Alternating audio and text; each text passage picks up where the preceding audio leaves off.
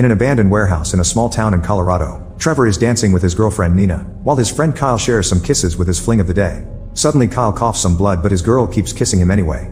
Trevor and Nina are disgusted by this and go to another room, where something is running in the shadows. Meanwhile, the town wakes up to discover the state has sent military forces to organize a 24-hour-long quarantine.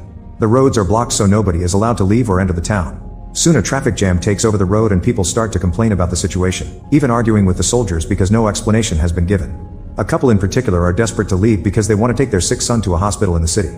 Corporal Sarah convinces them to take the boy to the hospital in town because the army has brought specialists who are already checking on sick people. Then she asks Captain Rhodes if the specialist's story is true, but Rhodes reminds her to shut up and follow orders. At the radio station, a soldier keeps an eye on DJ Paul to make sure he passes on the necessary information to the public. Back at the warehouse, Trevor is startled by something in the shadows, but it's just Nina. As he announces it's time to leave, Kyle's nose starts to bleed. He still asks his girl to go home with him, but she's worried he may be sick and leaves on her own. While Kyle leaves in Trevor's car, his fling crosses the forest, where she suddenly hears some roaring. She tries to run away as the mysterious creature chases after her, but sadly she trips and rolls on the ground until she falls in the water. At that moment the creature finds her and drags her away to eat her. Moments later a group of privates arrives at the roadblock and Salazar tries to tease Sarah, who responds by putting him to work. Then she takes Crane to town with her to visit her childhood home. Inside she finds her brother Trevor and Nina doing it on the couch and scolds them for not picking up her calls. Neither of them knows about the quarantine, which makes Sarah angrier since her mother needs constant care. Sarah rushes upstairs and checks on her mom Francine, who isn't feeling well. She claims it's just a cold, but Sarah announces she's taking her to the hospital anyway. Downstairs, Nina realizes she has lots of messages from her dad too. Sarah comes back and Trevor explains Francine has been feeling ill since early in the morning. Nina tells her about Kyle's symptoms and Trevor wants to check on him, but Sarah tells her to stay home with their mom while she does the checking. Night has fallen by the time Sarah and Crane make it to Kyle's house and they're surprised to find the door open. The rooms are covered in blood, so the soldiers carefully search the building, but Kyle is nowhere to be seen. When Crane stands against the curtains, two bodies suddenly fall on top of him. It's Kyle's parents, who have been mauled. Sarah tries to call the cops, but the phone isn't working, so on her way out she uses the military radio to call her captain. Rhodes explains they've blocked all phone lines until they control the situation because there are too many rumors going around and promises to send the police to Kyle's house. Afterward, Sarah picks up Francine, Trevor, and Nina to go to the hospital. During the ride, Francine's nose starts bleeding. When they finally make it to the hospital, the place is packed with patients experiencing the same symptoms and the nurse tells Sarah to wait in line like everyone else. Nina's father is in this hospital too, so she and Trevor visit him. At that moment Sarah notices Salazar and other soldiers guarding the hospital, which makes her realize this is serious and not just a routine exercise like they were told. Then Rhodes brings Sarah to meet Dr. Logan from the CDC. Logan asks if Kyle's parents had bite marks and she says yes, but she doesn't think it was an animal because it couldn't have hidden the bodies behind the curtains. In the waiting room, Crane notices that Francine and many other patients are freezing, so he goes to tell Sarah and Logan. At the same time Nina's father goes through the same thing. A virus moves very quickly inside his body until the man transforms into a zombie and jumps off the bed to attack his own wife, biting her face off. Meanwhile at the power plant, a worker is suddenly jumped on by two zombies, who push her against the fence to devour her. The shaking of the fence plus the falling blood causes a short circuit that lights both zombies on fire. As the plant's machinery starts failing, the town's lights begin to malfunction too. There are some zombies driving around and soon their cars crash in the middle of the street, sending a body flying. At Kyle's home, 3 cops are searching the rooms and find a third body between the dead couple. It's Kyle himself, who has become a zombie and now jumps on the cops to try to kill them all, not caring about their guns. At the radio station, Paul and his guard soldier hear all the screaming and look out the window to discover the zombies dragging humans away to feed. The soldier runs outside to help the civilians, only for a bunch of zombies to ambush him and take him away to eat him too. Paul sees another zombie coming after him, so he rushes back into the radio station and locks the door. In the hospital, the backup generators bring the power back just in time for the frozen people to become zombies too. They all go crazy and start attacking any normal human they can reach. Trevor and Nina run out of her father's room and watch in shock how a zombie walks on the ceiling to then jump on a nurse. Some zombies see them and come after them, so the couple begins running away and tosses any object they can find to slow the creatures down. They make it through the back door and block it with a trash container, but there are other zombies already outside, so the couple runs to escape by jumping over the fence. Inside, the chaos and massacre are getting worse as blood is spilled all over the place. Almost no humans are left and there are too many zombies to fight at the same time, so Rhodes runs into an empty corridor and blocks the door to keep the zombies out. Sarah finds him and asks about her mother, but there's no chance of finding her now. Then Rhodes opens another door to find an exit, only for a bunch of zombies to come out. He manages to push a few off, but soon there are too many creatures to handle and Rhodes is captured to be devoured. Seeing this, Sarah, Logan, and Crane run to another corridor to find an empty room to hide in. Logan pushes Crane to go first, causing him to drop the car keys. A zombie notices Crane on the floor and tries to attack him, but Sarah drags him into the room just in time and locks the door. A furious Crane pushes Logan for what he did, yet Logan pretends he doesn't know what Crane means. After Sarah and Crane push some furniture in front of the door, the group looks out the window and notices the zombies have taken over the parking lot too. Since Crane doesn't have a gun and Sarah's isn't loaded, she says they should make Molotov bombs to distract the zombies and escape in a car. Since Crane lost Sarah's car keys, she decides they should find Rhodes' keys to escape in his car instead. Meanwhile, Travis and Nina are running through the forest, where they encounter dozens of dead bodies on the ground. A body even tries snapping at them, only to fall dead again. Eventually the couple makes it downtown and they find a massacre here as well. However, they notice someone sane inside the radio station, so they wait until the main street is clear to run to the station's front door.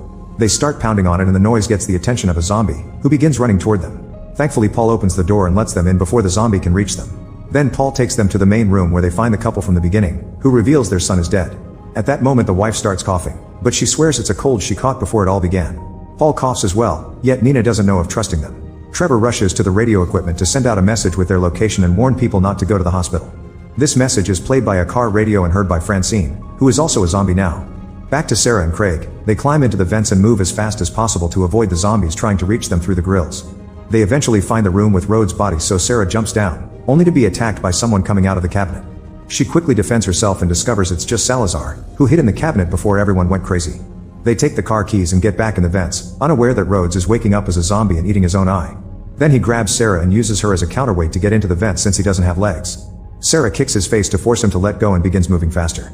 In another room, the zombies hit the vents with mops and other tools until they manage to break it, causing Sarah's legs to fall through the hole. Those creatures keep trying to grab her feet and Rhodes is coming closer. However, Salazar comes back for Sarah and pulls her out of the hole just in time. They rush back into the room with Logan, and when Crane tries to close the vent, Rhodes appears and bites his hand. Sarah immediately grabs some bleach and pours it on the wound, hoping to disinfect it. A wary Salazar takes out his gun and gets ready to shoot, but Sarah protects Crane and Logan points out the bleach has a chance to work. Rhodes keeps making noises in the vent and Salazar shoots him to finally kill him. When Sarah promises she'll kill Crane if he turns, Salazar finally puts down his gun. Afterward, the group makes some weapons with whatever they can find in the room and Sarah takes one of Salazar's guns. Crane breaks the window with a chair and they jump out to finally leave the hospital. A zombie immediately appears, yet Sarah's shots do nothing, so Salazar has to teach her that only a shot to the head will kill a zombie. There are more enemies incoming and the soldiers work together to fight them all while Logan only stares. The tools they made turn out to be pretty good and soon all the zombies surrounding them go down. Unfortunately, the zombies inside the hospital start jumping through the windows as well. The soldiers keep on fighting, killing their enemies by smashing their heads or just outright decapitating them. While everyone is distracted, Logan reveals he has his own car and runs toward it. A woman tries asking for his help, however he just pushes her toward a zombie to keep it at bay before getting into the car and driving off. The others notice this and curse Logan's name, but there's no time to complain because more zombies are coming. Hiding behind a car, they light a bunch of Molotov bombs and throw them at the zombies, creating a big fire that slowly burns the creatures to death. Then they run to Rhodes' car and have to kill a few zombies that avoided the flames before getting into the vehicle. More creatures show up and try to hold on to the car, so Sarah drives quickly to make them fall off. The group finally leaves the hospital and as they drive through town, they see death and destruction everywhere. Eventually they find a gun store, so Sarah ties Crane up in the car just in case before entering the shop with Salazar.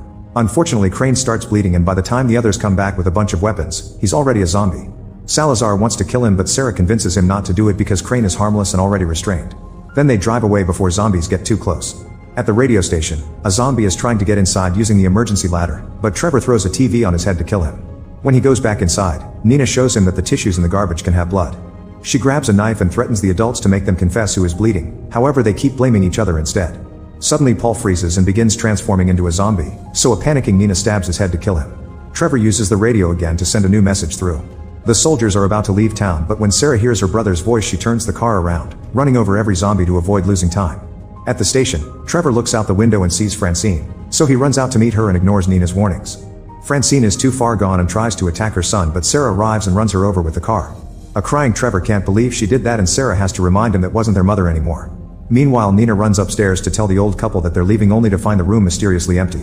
When she looks behind the couch, she finds the husband dead. The zombified wife appears behind her and tackles her to the ground, so Nina has to start fighting her using any object she can find in the room and even breaking the furniture. At that moment Trevor comes in and they start fighting her together with excellent teamwork. Outside, Salazar notices some survivors stuck behind a gate. They start climbing it to reach the soldiers, but zombies appear behind them and devour them. At that moment Trevor and Nina push the monstrous wife through the window and as soon as she lands, Salazar and Sarah shoot her to death. The shooting scares the zombies behind the gate and now the group can leave in the car. During the ride Salazar wonders why Crane won't attack them and Sarah remembers Crane's vegetarian. Salazar still keeps on mocking and threatening Crane, clearly not trusting him. When they finally make it to the roadblock they discover that the rest of the soldiers have also become zombies. One of them tries to reach inside the car, so Trevor comes out and shoots him. Salazar and Sarah join him and they kill as many zombies as possible with their guns, but they just won't stop coming. They have no choice but to get in the car and drive back. They don't know where else to go, so Trevor tells them about the abandoned warehouse. Sarah takes the car through the woods and they notice Kyle running among the trees. He jumps ahead and breaks the car's front window, causing it to lose control. As they struggle to keep Kyle's mouth away from their bodies, the car keeps going and crashes against a tree. Now Kyle is stuck between the wood and the broken glass, so Sarah can easily shoot him in the head. Afterward, the group keeps moving on foot and brings Crane along. Salazar never stops threatening him or insulting him, so by the time they make it to the warehouse, Crane is done. He starts shouting to give away their location and soon a bunch of zombies break the door and the walls to attack them. The humans open fire, but there are too many enemies to deal with, so Trevor tells his friends to follow him. While the group goes downstairs to the basement, the zombies aggressively surround Crane. The basement turns out to be an actual isolated bunker. A few zombies try to follow the group, but they fire at them until they cross the thick metal door and lock it. Then they open a door at the back and are shocked to find a full research facility. They check the computers for answers, but whoever was here deleted everything before running away. Suddenly they hear a noise, so Sarah and Salazar start searching every room until they find Logan, who has been destroying the evidence. The duo threatens to shoot him until Logan explains he was part of Project Wildfire, which researched biochemical agents. He swears the project isn't behind the zombie virus, but he's interrupted by Trevor, who has found a video file in the computer. The recording shows a scientist admitting that the virus they created to attack foreign troops has mutated and lost control, so he had to kill all his infected colleagues. The video ends when the doctor transforms into a zombie too and destroys the camera. Hearing a roar nearby, the group leaves the office and finds the zombified doctor, so they start shooting him until he gets too scared and runs away.